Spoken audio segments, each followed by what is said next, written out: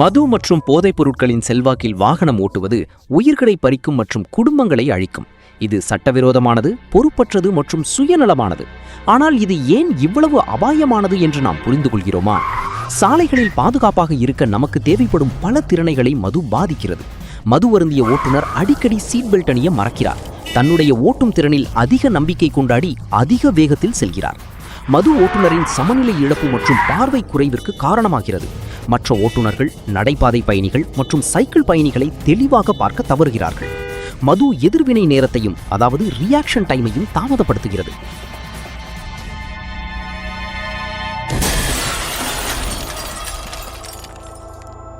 குடிபோதையில் வாகனம் இயக்குவது எப்படி வாகன விபத்துகளை ஏற்படுத்துகிறது? குடிபோதை மூளையின் செயல்பாட்டை மந்தப்படுத்துவதால் விபத்துகள் தவிர்க்க முடியாததாகின்றன. இதற்கான முக்கிய காரணங்கள்: தாமதமான எதிர்வினை, ஆபத்தை உணர்ந்து பிரேக் போடுவதற்கான நேரம் அதிகரிப்பதால் வாகனம் நிறுத்தப்படுவதற்கு முன்பே நீண்ட தூரம் கடந்து விடுகிறது. தவறான கணிப்பு, வாகனத்தின் வேகம் மற்றும் தூரத்தை சரியாக கணிக்க முடியாமல் போதல்.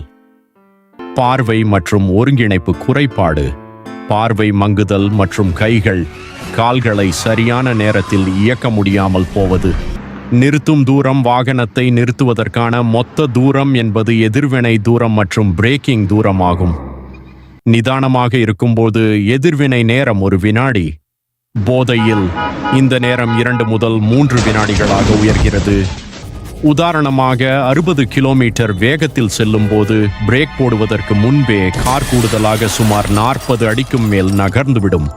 இதனால் மோதல்களை தவிர்க்க நமக்கு தேவையான நேரம் மற்றும் இடத்தை குறைக்கிறது. மது நம்மை பல வழிகளில் பாதிக்கிறது. 1 அல்லது 2 ட்ரிங்க்ஸுக்கு பின்னே நம்மை அறியாமலே பார்வை மங்குதல், நகர்வதில் சிரமம் மற்றும் எதிர்வினை நேரம் தாமதப்படுத்தலை உணரலாம். பொதுவான விதி: நீங்கள் மது அருந்தினால் வாகனம் ஓட்டாதீர்கள். நீங்கள் எவ்வளவு அனுபவமுள்ள ஓட்டுநராக இருந்தாலும் மது அருந்தி வாகனம் ஓட்டுவதற்கு எந்த சாக்குப்போக்குகளும் இல்லை. மது அருந்திய ஒருவருக்கு உடனடி துருவம் கிடையாது. காஃபி, சர்க்கரை அல்லது எனர்ஜி ட்ரிங்க்ஸ் உங்களுடைய பாதுகாப்பான ஓட்டும் திறனை மீண்டும் தராது என்று ஆய்வுகள் கூறுகின்றன. நீங்கள் தனியாக இருந்தால் உங்களை வீட்டிற்கு அழைத்துச் செல்ல மது அருந்தாத ஒரு நண்பரையோ அல்லது டாக்ஸியையோ பயன்படுத்துங்கள். சாலைகளை பொறுப்புடனும் பாதுகாப்புடனும் பகிர்ந்து கொள்ளுங்கள். மது அருந்திய பின் வாகனம் ஓட்டாதீர்கள். வீடியோவின் மொழிபெயர்ப்பு, உருவாக்கம் மற்றும் இயக்கம்: சாலை பாதுகாப்பு பொறியாளர் திரு ஜீவானந்தம் மற்றும் திரு சா. John Wesley, TNSTC, Madurai.